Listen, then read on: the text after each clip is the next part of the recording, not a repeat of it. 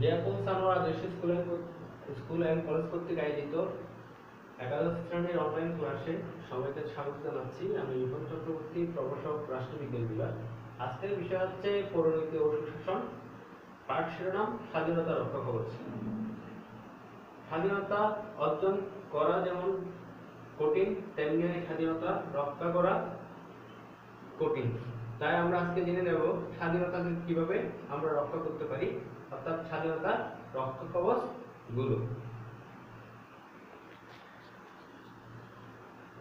প্রিয় শিক্ষার্থীরা, আমরা প্রথমে স্বাধীনতা কাকে বলে সেটা জেনে নেই। সাধারণত স্বাধীনতা বলতে আপন খেয়াল খুশি অনুযায়ী কোনো কিছু করাকে বোঝায়, কিন্তু এমন স্বাধীনতা স্বেচ্ছাচারিতার নামান্তর মাত্র। এর ফলে সমাজে বিশৃঙ্খলা দেখা দেয় এবং সমাজ জীবন হয়ে ওঠে দুর্বিষহ। স্বাধীনতার এরূপ পরিণতি ও সুশাসনে গ্রহণযোগ্য নয়। উদাহরণস্বরূপ, কাউকে ইচ্ছামতো সবকিছু করার স্বাধীনতা দিলে সমাজে অন্যদের ক্ষতি হতে পারে এবং অশান্তিপূর্ণ পরিবেশ সৃষ্টি হতে পারে। পরিণতি ও সুশাসনে স্বাধীনতা একটি বিশেষ অর্থে ব্যবহৃত হয়। পরিণতি ও সুশাসনের ভাষায় অপরের অধিকার বা স্বাধীনতায় হস্তক্ষেপ না করে স্বীয় ইচ্ছামতো কাজ করার অধিকারকে বলা হয় স্বাধীনতা। অর্থাৎ স্বাধীনতার প্রকৃত অর্থ হলো নিয়ন্ত্রিত স্বাধীনতা। স্বাধীনতার ধারণার দুটি দিক রয়েছে, যথা নেতিবাচক ও ইতিবাচক দিক। স্বাধীনতার রক্ষা কবচ। স্বাধীনতা মানুষের জন্মগত ও সামাজিক অধিকার। সমাজে মানুষের ব্যক্তিত্ব বিকাশ ও জীবনে পূর্ণতা অর্জনের জন্য স্বাধীনতা অপরিহার্য। সামগ্রিকভাবে স্বাধীনতাকে শ্রম ও কষ্টের বিনিময়ে অর্জন এবং সংরক্ষণ করতে হয়। স্বাধীনতা অর্জন যেমন দুরূহ প্রক্রিয়া, স্বাধীনতা সংরক্ষণ তেমনি কঠিন। কেননা নানান কারণে জনগণের স্বাধীনতা বিপন্ন হতে পারে। প্রখ্যাত রাষ্ট্রবিজ্ঞানী লাস্কি বলেন, সংরক্ষণের বিশেষ ব্যবস্থা ছাড়া অধিকাংশ লোক স্বাধীনতা উপভোগ করতে পারে না। অর্থাৎ সংরক্ষণের মধ্যে স্বাধীনতার মুহূর্ত উপভোগ্য হয়ে ওঠে। স্বাধীনতা রক্ষা কবচের বৈশিষ্ট্যগুলো আমরা এখন জেনে নেব। প্রথমত আইন। আইন স্বাধীনতার অন্যতম শর্ত ও সহায়ক শক্তি এবং প্রধান রক্ষা কবচ। আইনবিহীন সমাজে স্বাধীনতার স্বেচ্ছাচারিতার নামান্তর। জন লক বলেন, যেখানে আইন নেই সেখানে স্বাধীনতা থাকতে পারে না। আইনের নিয়ন্ত্রণ স্বাধীনতাকে পরিপূর্ণ করে। আইন স্বাধীনতার ক্ষেত্রকে প্রসারিত করে। তবে শুধু আইনের উপস্থিতি যথেষ্ট নয়, স্বাধীনতা সংরক্ষণের জন্য আইনের শাসন অপরিহার্য। আইনের অনুশাসন। আইনের শাসন স্বাধীনতার রক্ষা কবচ। আইনের শাসন বলতে আইনের প্রাধান্যকে বোঝায়। আইনের দৃষ্টিতে সকলে সমান। দেশের রাষ্ট্রপ্রধান থেকে সাধারণ জনগণ পর্যন্ত সকলেই দেশের সাধারণ আইন মেনে চলতে বাধ্য। অর্থাৎ জাতি, ধর্ম, বর্ণ নির্বিশেষে কোনো বৈষম্য থাকবে না। বিনা অপরাধে কাউকে কারাগারে আটক রাখা যাবে না। সংবিধান ও মৌলিক অধিকার। নাগরিকদের মৌলিক অধিকারগুলো সংবিধানে সন্নিবেশিত থাকলে এগুলো সাংবিধানিক মর্যাদা লাভ করে। সরকার, ব্যক্তি বা ব্যক্তি গোষ্ঠী এই অধিকারগুলো লঙ্ঘন বা হরণ করতে পারে না। মৌলিক অধিকারগুলো আদালত কর্তৃক কার্যকর যোগ্য নয়। সরকার বা অন্য কোনো কর্তৃপক্ষ এইসব মৌলিক অধিকার লঙ্ঘন বা ভঙ্গ করলে জনগণ সাংবিধানিক উপায়ে নিজেদের অধিকার আদায়ে সচেষ্ট হতে পারে। গণতন্ত্র। গণতন্ত্র স্বাধীনতার অন্যতম রক্ষা কবচ। গণতান্ত্রিক শাসন ব্যবস্থায় শাসন ক্ষমতা জনগণের হাতে ন্যস্ত থাকায় তা জনস্বার্থে পরিচালিত হয়। এই শাসন ব্যবস্থায় জনমতের প্রতি শ্রদ্ধা প্রদর্শন করা হয়। এছাড়া জনগণ অধিকার সচেতন থাকার ফলে গণতান্ত্রিক পরিবেশ স্বাধীনতা রক্ষার অতন্ত্র প্রহরী হিসেবে কাজ করে। দায়িত্বশীল শাসন ব্যবস্থায় শাসন বিভাগ তার কাজকর্মের জন্য আইন বিভাগের কাছে দায়ী থাকবে। এ ধরনের শাসন ব্যবস্থায় বিরোধী দল কার্যকর ভূমিকা পালন করে ও গঠনমূলক সমালোচনা করে।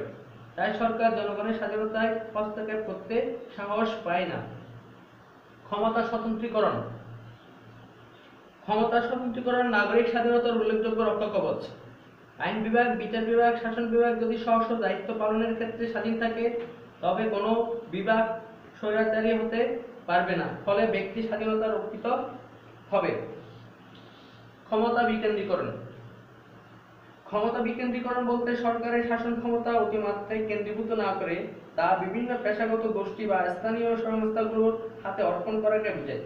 ক্ষমতা বিকেন্দ্রীকরণের ফলে ব্যক্তি স্বাধীনতা অধিক পরিমাণে সংরক্ষিত হয়ে থাকে। এখানে জেনে রাখা ভালো, সরকারের 3টি বিভাগ রয়েছে, যথা আইন, শাসন ও বিচার বিভাগ। ক্ষমতা স্বতন্ত্রীকরণ নীতি অর্থ সরকারের এই 3টি বিভাগের ক্ষমতা ও কাজকে পৃথক বা স্বতন্ত্র করে দেওয়া। প্রতিটি বিভাগ তার নিজস্ব কর্মক্ষেত্রের মধ্যে স্বাধীন থাকবে। এক বিভাগ অন্য বিভাগের কাজে বাধা প্রদান বা হস্তক্ষেপ করবে না। এই নীতি অনুসারে আইন বিভাগ আইন প্রণয়ন করবে, শাসন বিভাগ আইন কার্যকর করবে, বিচার বিভাগ আইনের ব্যাখ্যাদান এবং বিভিন্ন মামলার প্রয়োগ করবে। ক্ষমতা স্বতন্ত্রীকরণ নীতির মূল উদ্দেশ্য হলো জনগণের অধিকার ও স্বাধীনতা রক্ষা করা। স্বাধীন বিচার বিভাগ। বিচার বিভাগ স্বাধীন ও নিরপেক্ষ হলে আইন এবং শাসন বিভাগের প্রভাবমুক্ত বিচার কার্য সম্পাদন করতে পারে। বিচার বিভাগ স্বাধীনতা ও ব্যক্তির অধিকারের রক্ষক ও অভিভাবক হিসেবে কাজ করে। শিক্ষার প্রসার। স্বাধীনতা রক্ষা করতে শিক্ষিত জনগণ প্রয়োজন, কেননা শিক্ষিত নাগরিকগণ নিজেদের অধিকার ও কর্তব্য সম্পর্কে সচেতন হয়। ফলে সরকার ইচ্ছে করলে নাগরিক অধিকার খর্ব করতে পারে না।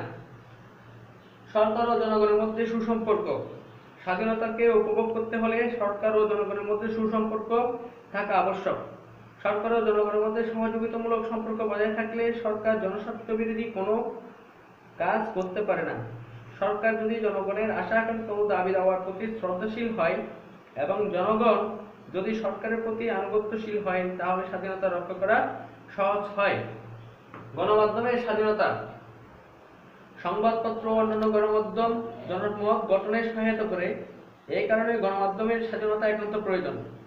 সংবাদপত্রে প্রকাশিত প্রবন্ধ, নিবন্ধ, আলোচনা, সম্পাদকীয় ও উপসম্পাদকীয় ইত্যাদির মাধ্যমে জনগণের স্বাধীনতা হরণকারী ব্যক্তি ও গোষ্ঠীর দূরভিসন্ধিমূলক কার্যক্রমকে তুলে ধরা হয়। সতর্ক জনমত। স্বাধীনতার অন্যতম রক্ষা কবচ হল নাগরিকদের সতর্ক ও সজাগ দৃষ্টি এবং সদা সতর্ক জনমত। নাগরিকগণ স্বাধীনতা রক্ষা করার জন্য সচেতন না হলে, যে কোনো ধরনের ত্যাগ স্বীকারে প্রস্তুত না হলে স্বাধীনতা রক্ষা অসম্ভব।